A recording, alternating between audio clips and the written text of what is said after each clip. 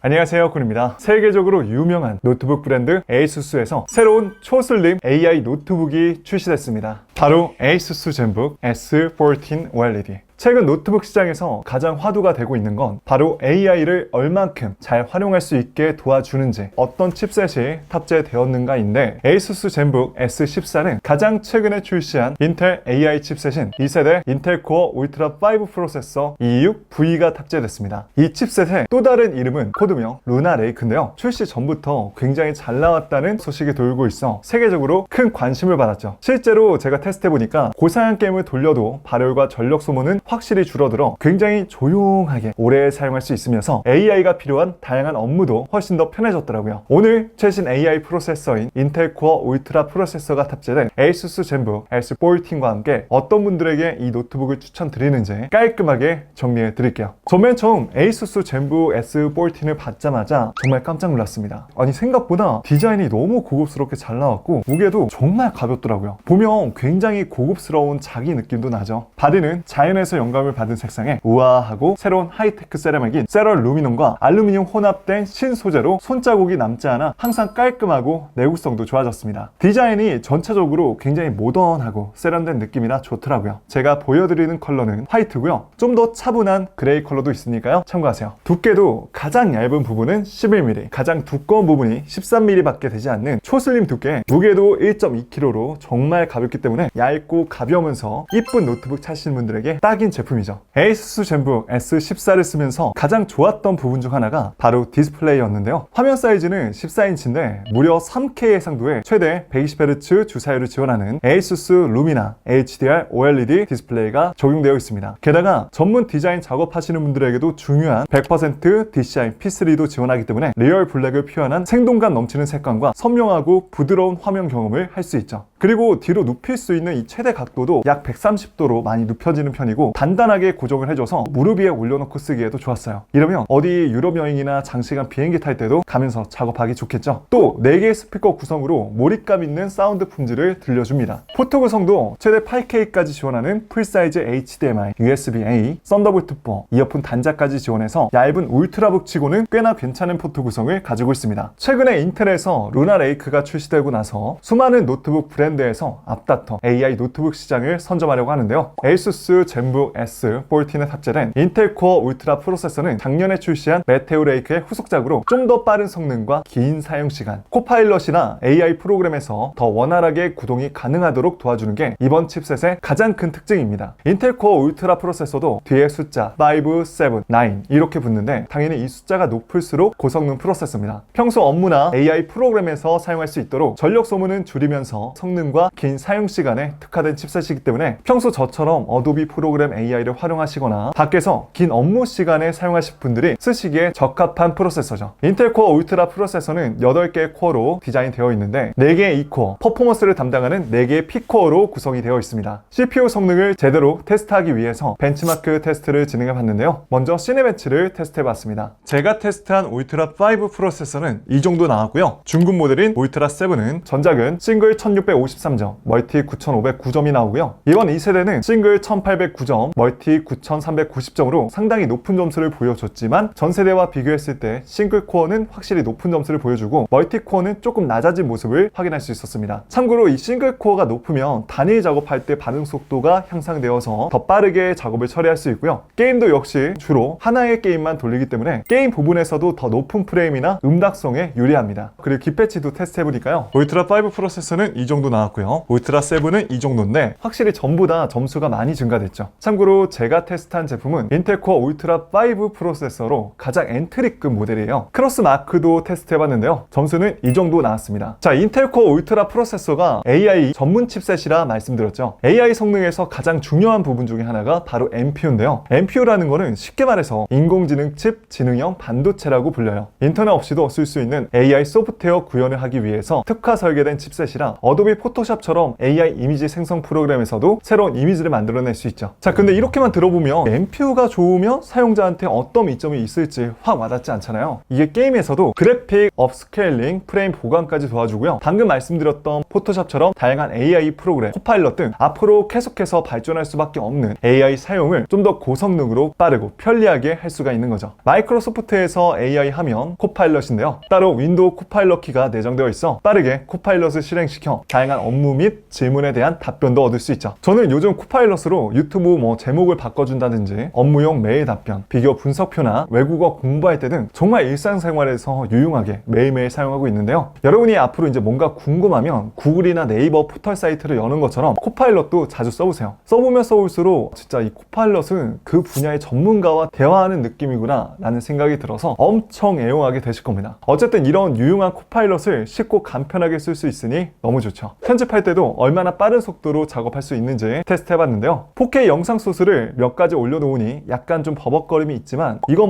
아시는 분들 아시죠? 프록시로 매우 빠르게 작업할 수 있고 10분짜리 4K 프로젝트도 소스를 다 올리고 최종 인코딩 할 때 이 정도밖에 걸리지 않아 작업하기 괜찮더라고요. 그리고 내장되어 있는 인텔 아크 그래픽과 X86 기반으로 프로그램 호환성도 좋다 보니까 다양한 게임까지 매우 잘 돌아가지만 솔직히 트리플 A 게임처럼 고사양 게임을 제대로 최고 성능으로 구동시키기에는 아직 무리가 있습니다. 다만 이제 이런 얇은 노트북에서 이 정도까지 게임 구동이 되는 수준으로 올라왔다는 건 확실히 놀라웠고요. 제가 요즘 완전 푹 빠져있는 쿠키런 모험의 탑처럼 구글 플레이 게임즈에서 구동되는 최신 3D 게임도 무리 없이 높은 사양으로 구동이 되기 때문에 모바일 게임을 PC로 훨씬 더 편하고 정교하게 컨트롤해서 여러분의 티어를 높여보세요. 그리고 경쟁사 스냅드래곤 X와 루나레이크를 비교하시는 분들도 간혹 계실 텐데요. 인텔 코어 울트라 프로세서가 우리가 일상적으로 가장 많이 쓰는 프로그램과 호환성이 훨씬 더 뛰어나기 때문에 저는 그 둘 중에 고르라면 인텔 코어 울트라 프로세서를 더 추천해요. 인텔 코어 울트라 프로세서는 사용자가 더욱더 원활히 장시간 작업할 수 있도록 전보다 40% 배터리 수명이 증가되었고요. 발열까지 줄었다고 하는데요. 그래서 제가 직접 한번 테스트 해봤습니다. 최신 3D 게임을 30분 정도 해보니까요. 이 정도 배터리 잔량과 발열이 있었는데요. 확실히 전보다 발열을 굉장히 잘 잡았더라고요. 게다가 일반 노트북에서 조금만 고사양 작업을 하면 이 시끄럽게 돌아가는 팬소음 거의 듣지 못했습니다.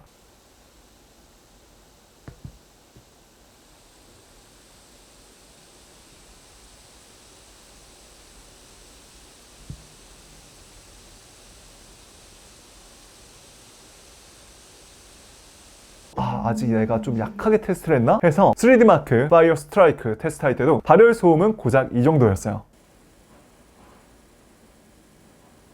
그래서 일상적인 작업을 하실 때는 팬이 거의 돌지 않고 발열과 전력 소모도 훨씬 적어 오래 사용할 수 있습니다. CNC 가공 처리된 2715개의 쿨링 통풍구가 있어서 쿨링 효율성도 전부 다 향상되었고요. 그래서 굉장히 조용한 환경에서 사용할 때도 좋은 노트북입니다. 안쪽에는 72Wc 대용량 배터리가 탑재되어 있어 최대 27시간 사용할 수 있다 보니까 밖에 나가서 장시간 작업할 때도 굳이 어댑터를 따로 챙기지 않아도 되니 좋더라고요. 그리고 충전도 최대 65W의 컴팩트한 사이즈 전용 파워 어댑터도 지원하기 때문에 약 50분 만에 60%나 고속 충전도 가능합니다. 제가 인텔 코어 울트라 프로세서에서 사실 가장 놀라웠던 거는 바로 대기 전력 유지력이었어요. 제가 82%쯤의 배터리를 사용한 후 닫고 나서 다시 펼쳤을 때도 이 정도 유지가 되어 있더라고요. 스토리지는 최대 32GB 램, 최대 1TB M.2 SSD 저장 공간을 지원합니다. 그리고 키보드와 터치패드도 사용성이 굉장히 좋았는데요. 키보드는 저소음 19.05mm의 키피치 키캡입니다. 그래서 지금 이렇게 타이핑 쳐보면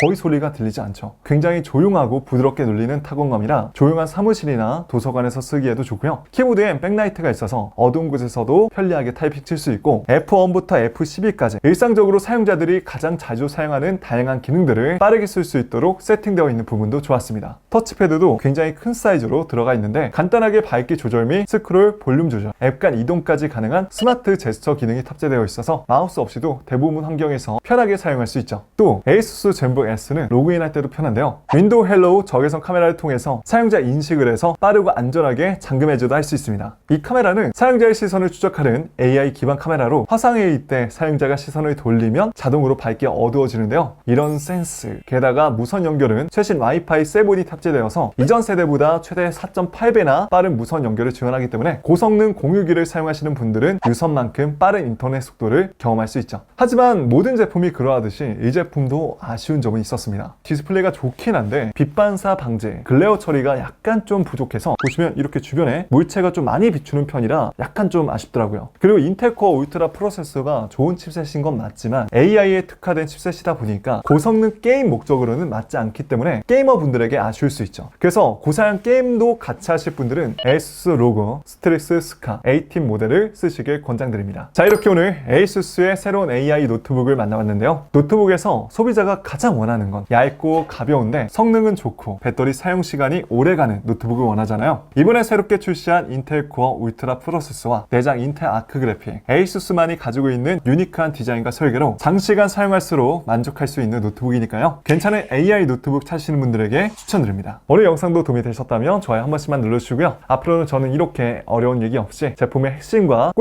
꿀팁만 알려드릴 테니까 오늘 저 처음 보신 분들은 구독과 알람 설정 한 번씩만 부탁드리겠습니다. 지금까지 전 곤이었습니다. 감사합니다.